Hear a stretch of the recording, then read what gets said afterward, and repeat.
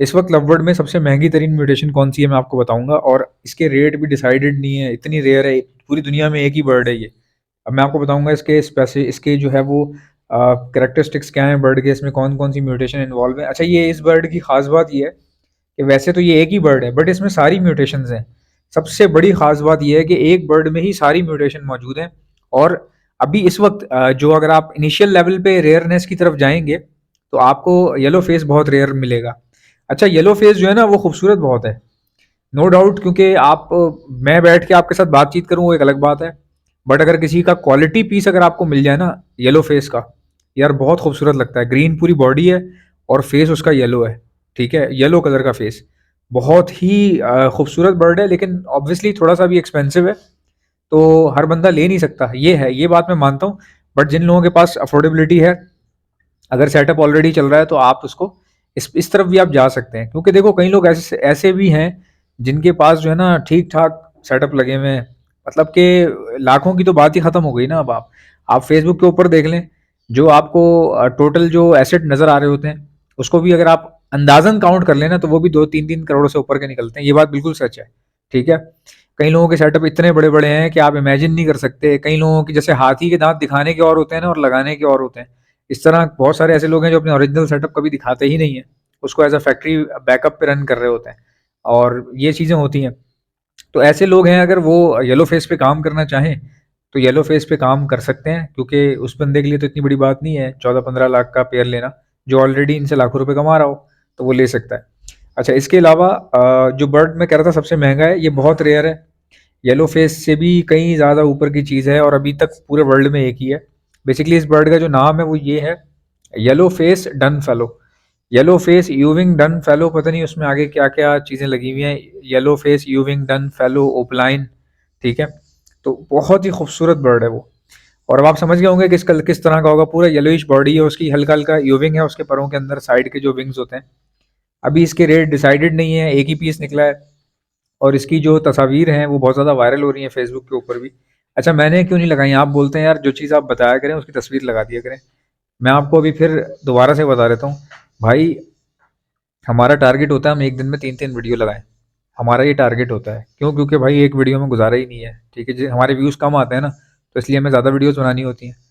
तो अगर मैं तस्वीरें वगैरह ऐड करूँगा ना, एडिटिंग में टाइम लगता है, ठीक है, हमारे पास इतना ज़्यादा भी वो लोड जो है ना बहुत ज़्यादा है वर्क का, तो हम लगा नहीं सकते, फिर लेट हो जाती है वीडियो, फ़ायदा नहीं है आप इतनी मेहनत करके एक वीडियो लगाओ, व्यूज़ तब भी उतने ही आते हैं, तो इसलिए मैंने वो वीडियो या तस्वीर उसकी नहीं लगाई।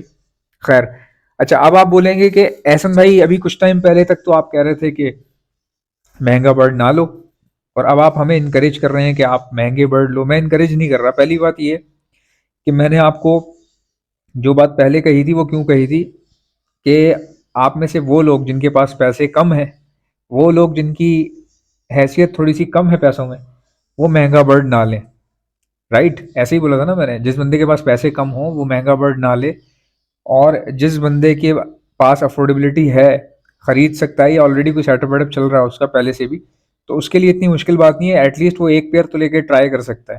क्योंकि अगर ज़िंदगी में एक चीज़, मतलब फर्स्ट एक टाइम में भी कोई ख़तरनाक चीज़ ट्राई नहीं की, तो फिर आपने किया क्या, मतलब हम तो सब एक ना एक दिन इस दुनिया से हम लोगों ने चले जाना है, ठीक है।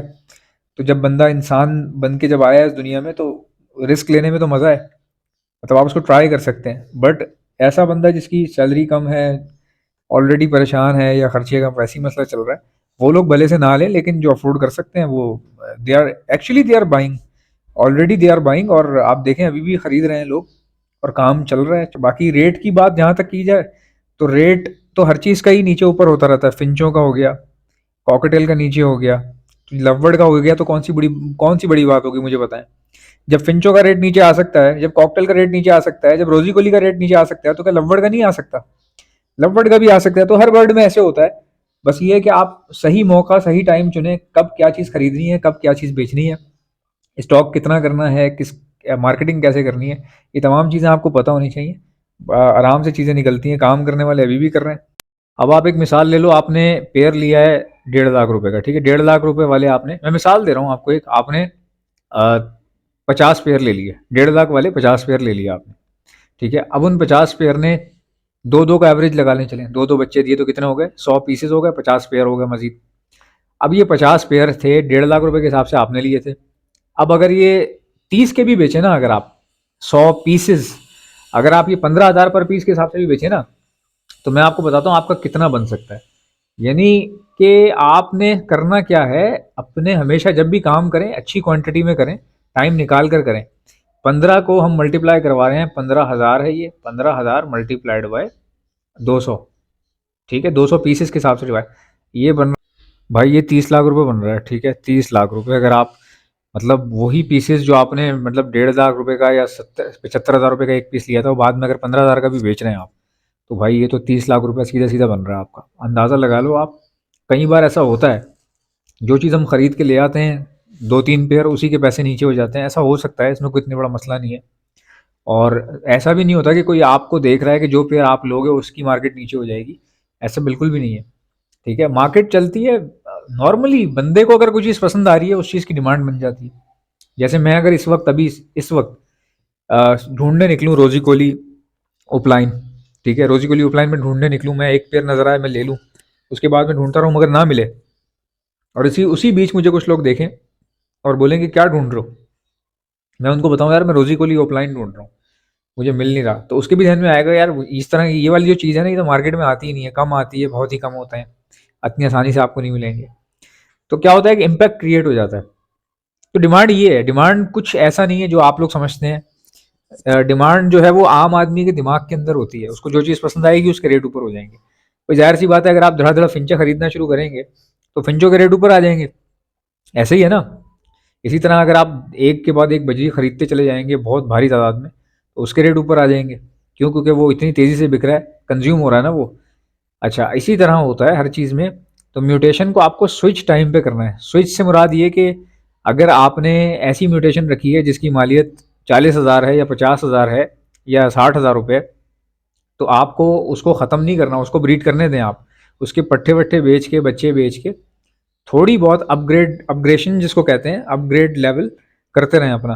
मतलब एक पीस कोई ऐसा ले लिया जो कि आपको एक पीस ही 1 लाख रुपए का पड़ गया, तो मॉडिफाई करते रहें।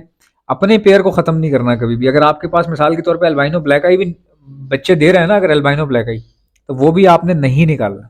सेटअप को बढ़ाएं, बजाय इसके कि आप सेटअप के साथ ऐसा काम करें कि अपने सारे ब्रीडर ख़त्म कर दें और नए ला के बैठ जाएं और बोलें यार ब्रीड ही नहीं आ रही मेरे पास। तो जो आपके पास पेयर ब्रीड कर रहे हैं, भले दिखने में जैसे भी हैं, कीमत जितनी भी है, अल्लाह का शुक्र अदा करें, उनको ब्रीड करने दें, नई चीज़ें ऐड करते जाएं, उनके बच्चे बेच के, जो भी जिस तरह भी आप चाहें, आराम आराम से। स्टिल मैं आपको वही बात बता रहा हूँ कि नंबर ऑफ पेयर बढ़ा लो, आपके काम सारे सीधे हो जाएंगे।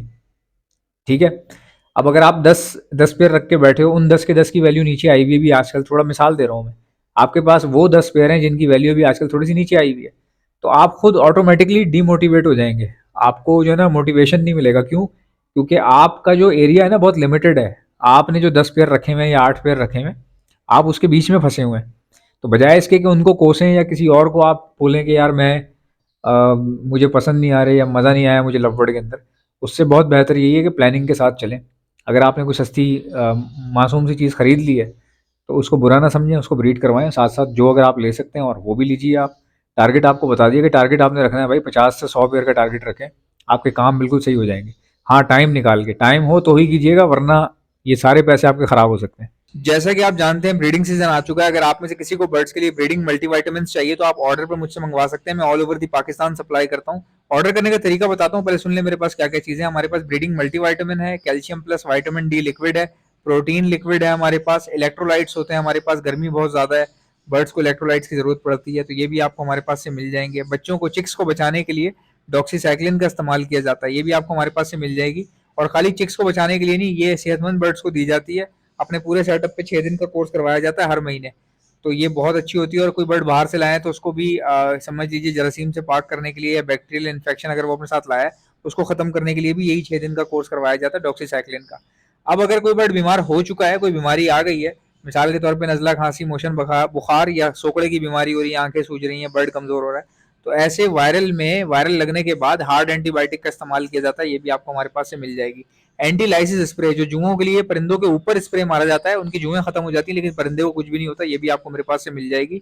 और एक ऐसा प्रोडक्ट है जो मेरा अपना बनाया हुआ है, हैंड फीड है ये, और सिर्फ हैंड फीड नहीं है, हैंड फीड होने के साथ साथ ब्रीडिंग बूस्टर भी है। ये सॉफ्ट फूड के ऊपर छिड़क कर देंगे तो ये ब्रीडिंग बूस्टर बन जाएगा। बाकी हैंड फीड के तौर पे आप अपने लवबर्ड को कराएं, कॉकटेल को कराएं, रिंगनेक को कराएं, बेफिक्र होकर आप करवा सकते हैं। हैंड फीड करवाने वाले इंजेक्शंस और उसके आगे लगने वाली स्टेनलेस स्टील की नोजल्स ये भी आपको हमारे पास से मिल जाएंगी। ऑर्डर करने का तरीका क्या है, इनमें से कोई भी चीज चाहिए उसका नाम लिखकर सेंड कर दीजिए मुझे मेरे व्हाट्सएप के ऊपर। मेरा व्हाट्सएप का नंबर है 0327231004। इंशाल्लाह मिलते हैं नेक्स्ट वीडियो में। वीडियो को लाइक ठोको, चैनल को सब्सक्राइब। अल्लाह।